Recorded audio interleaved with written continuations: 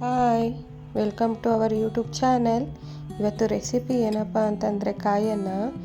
ಈ ರೆಸಿಪಿ ಎಷ್ಟು ಸಿಂಪಲ್ಲಾಗಿದೆ ಅಂತಂದರೆ ಬ್ಯಾಚುಲರ್ಸ್ ಕೂಡ ಆರಾಮಾಗಿ ಮಾಡ್ಕೊಂಡು ತಿನ್ಬೋದು, ಅಷ್ಟು ಸಿಂಪಲ್ಲಾಗಿದೆ. ಇದು ಹೆಂಗೆ ಮಾಡೋದು ಮತ್ತು ಏನೇನು ಇಂಗ್ರೀಡಿಯೆಂಟ್ಸ್ ಬೇಕು ಅಂತ ನೋಡೋಣವಾ. ಇಲ್ಲಿ ನಾನು ಅರ್ಧ ಓಲ್ಡ್ ತೆಂಗಿನಕಾಯಿ ಫುಲ್ ತುರ್ಕೊಂಡಿದ್ದೀನಿ, 4 ಹಸಿಮೆಣ್ಸಿನ್ಕಾಯಿ, ಸ್ವಲ್ಪ ಬೆಳ್ಳುಳ್ಳಿ, ಸ್ವಲ್ಪ ಶುಂಠಿ, ಇಷ್ಟು ಹಾಕ್ಕೊಂಡು ನಾವು ಇವಾಗ ರುಬ್ಕೊಳ್ಳೋಣ.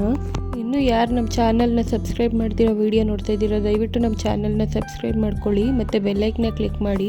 ಹೀಗೆ ಒಳ್ಳೊಳ್ಳೆ ರೆಸಿಪಿಗಳು ಬರ್ತಾ ಇರುತ್ತೆ. ಮಸಾಲೆ ರುಬ್ಬಿ ಆಗಿದೆ. ಈಗ ನಾವು ಅಕ್ಕಿ ನೆನೆಸಿಟ್ಕೊಳ್ಳೋಣ. ನಾನಿಲ್ಲಿ ಸೋನಾ ಮಸೂರಿನ 2 ಪಾವು ತೊಗೊಂಡಿದ್ದೀನಿ. ನೀವು ಯಾವ ಅಕ್ಕಿ ಬೇಕೋ ಆ ಅಕ್ಕಿ ಯೂಸ್ ಮಾಡ್ಬೋದು. ಇದು ಒಂದು ಹಾಫ್ ಆನ್ ಅವರ್ ನೆನೆಸಿಟ್ಕೊಳ್ಳೋಣ.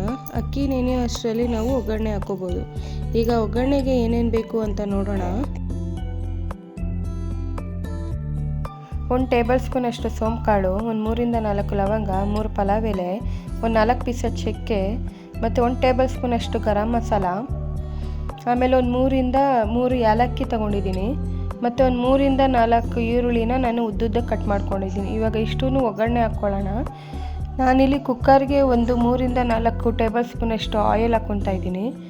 ಆಮೇಲೆ ಒಂದು 3 ಟೇಬಲ್ ಸ್ಪೂನ್ ಅಷ್ಟು ತುಪ್ಪ. ಕಾಯನ್ನು ಒಂದ್ಸಲ ಮನೇಲಿ ಮಾಡ್ಕೊಂಡು ನೋಡಿ, ಟೇಸ್ಟ್ ಅಂತ ಸಖತ್ತಾಗಿರುತ್ತೆ. ರೆಸಿಪಿ ಅಂತೂ ನೀವು ಇಷ್ಟಪಡ್ತೀರಾ. ನಾನು ಇವಾಗ ಎಲ್ಲ ಸ್ಪೈಸಸ್ಸು ಹಾಕ್ಕೊತಾ ಇದ್ದೀನಿ ಮತ್ತು ಈರುಳ್ಳಿ. ಈ ಈರುಳ್ಳಿ ಬ್ರೌನ್ ಕಲರ್ ಬರೋವರೆಗೂ ಚೆನ್ನಾಗಿ ರೋಸ್ಟ್ ಮಾಡ್ಕೋಬೇಕು. ನೋಡಿ, ಇವಾಗ ಈರುಳ್ಳಿ ಬ್ರೌನ್ ಕಲರ್ ಬಂದಿದೆ. ಇವಾಗ ಇದಕ್ಕೆ 1 ಟೇಬಲ್ ಸ್ಪೂನ್ ಅಷ್ಟು ಗರಂ ಮಸಾಲ ಹಾಕ್ಕೊಂಡು ಮಿಕ್ಸ್ ಮಾಡ್ಕೊಳ್ಳೋಣ. ಆವಾಗಲೇ ರುಬ್ಕೊಂಡಂಥ ಮಸಾಲೆನ ಇವಾಗ ಹಾಕ್ಕೊಳ್ಳೋಣ. ಹಾಕ್ಕೊಂಡು ಚೆನ್ನಾಗಿ ಬಾಡಿಸ್ಕೋಬೇಕು, ಹಸಿ ಮಸಾಲೆ ಹೋಗೋ ಗಂಟ. ತಿರ್ಗಾ ಸುತ್ತ ಎಲ್ಲ ಎಣ್ಣೆ ಬಿಡುತ್ತೆ, ಅಲ್ಲಿ ಗಂಟ ಚೆನ್ನಾಗಿ ಬಾಡಿಸ್ಕೊಂಡ್ರೆ ಟೇಸ್ಟ್ ಚೆನ್ನಾಗಿರುತ್ತೆ. ಇದಕ್ಕೆ ಜಾಸ್ತಿ ಇಂಗ್ರೀಡಿಯೆಂಟ್ಸೇ ಬೇಕಾಗಿಲ್ಲ, ಸ್ವಲ್ಪ ಇಂಗ್ರೀಡಿಯೆಂಟ್ಸ್ ಅಷ್ಟೇ. ಇವಾಗ ಇದಕ್ಕೆ ನೀರು ಹಾಕ್ಕೊಳ್ಳೋಣ. ನಾನಿಲ್ಲಿ 3 ಲೋಟ ನೀರನ್ನ ಹಾಕ್ಕೊತಾ ಇದ್ದೀನಿ. ಒಂದು ಜಾರ್ಗೆ ಹಾಕ್ಕೊಂಡಿದ್ದೆ, ಹೀಗೆ 2 ಲೋಟ ಹಾಕ್ತಾಯಿದ್ದೀನಿ. ನಾನಿಲ್ಲಿ 2 ಗ್ಲಾಸ್ ಅಕ್ಕಿಗೆ 3 ಗ್ಲಾಸ್ ನೀರು ಹಾಕ್ಕೊತಾ ಇದ್ದೀನಿ. ನೀವು ಎಷ್ಟು ಗ್ಲಾಸ್ ಅಕ್ಕಿ ಹಾಕ್ಕೊತೀರೋ ಅಷ್ಟು ಡಬಲ್ಲು ನೀರು ಹಾಕ್ಕೊಳ್ಳಿ. ಇವಾಗ ರುಚಿಗೆ ತಕ್ಕಷ್ಟು ಉಪ್ಪು ಹಾಕ್ಕೊಳ್ಳೋಣ.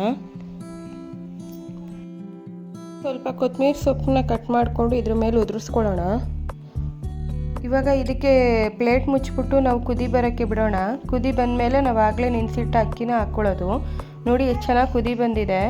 ಇವಾಗ ನಾವು ಅಕ್ಕಿನ ಹಾಕ್ಕೊಳ್ಳೋಣ.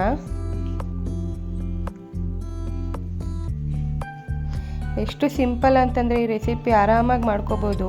ಇವಾಗ ಯಾರು ಅರ್ಜೆಂಟಾಗಿ ನೆಂಟರು ಮನೆಗೆ ಬಂದು ಅಂತಂದರೆ ಏನು ಮಾಡೋದು ಅಂತ ಗೊತ್ತಾಗಲಿಲ್ಲ ಅಂದಾಗ ಈ ರೆಸಿಪಿ ಮಾಡ್ಬೋದು. ತುಂಬ ಚೆನ್ನಾಗಿರುತ್ತೆ. ನಾವು ಕುಕ್ಕರ್ನ ಕ್ಲೋಸ್ ಮಾಡೋ ಮುಂಚೆ ಉಪ್ಪು ಕರೆಕ್ಟಾಗಿದೆಯಾ ಅಂತ ಚೆಕ್ ಮಾಡ್ಕೋಬೇಕು.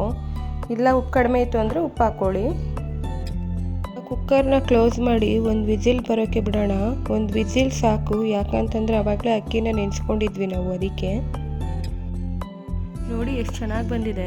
ಇವಾಗ ಇದನ್ನು ಮಿಕ್ಸ್ ಮಾಡ್ಕೊಳ್ಳೋಣ. ಇದನ್ನು ಹಿಂಗೆ ತಿನ್ಬೋದು ಅಥವಾ ಇದಕ್ಕೆ ಚಟ್ನಿ ಮಿಕ್ಸ್ ಮಾಡ್ಕೊಂಡು ತಿನ್ಬೋದು. ಇಲ್ಲ ನಾನ್ ವೆಜಿಟೇರಿಯನ್ ಇರೋರು ಇದಕ್ಕೆ ಚಿಕನ್ ಫ್ರೈ ಮಾಡಿಕೊಂಡ್ರೆ ಚೆನ್ನಾಗಿರ್ತಿದೆ. ನಾನಿವಾಗ ಸದ್ಯಕ್ಕೆ ಚಟ್ನಿ ಮಾಡ್ಕೊಂಡಿದ್ದೀನಿ. ರೆಸಿಪಿ ಅಂತೂ ಸೂಪರಾಗಿ ಬಂದಿತ್ತು. ಇವಾಗ ಇದನ್ನು ಒಂದು ಬೌಲ್ಗೆ ಸರ್ವ್ ಮಾಡ್ಕೊಳ್ಳೋಣ. ನಮ್ಮ ಮನೇಲಂತೂ ತುಂಬ ಇಷ್ಟಪಟ್ಟರು. ರೆಸಿಪಿ ಅಂತೂ ಅಷ್ಟು ಸಖತ್ತಾಗಿ ಬಂದಿತ್ತು.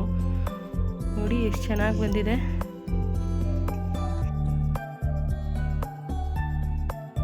ಆ್ಯಕ್ಚುಲಿ ಈ ರೆಸಿಪಿ ಬಂದು ನಮ್ಮಮ್ಮ ಹೇಳಿದ್ದು. ರೆಸಿಪಿ ಅಂತೂ ಸೂಪರಾಗಿ ಬಂದಿತ್ತು.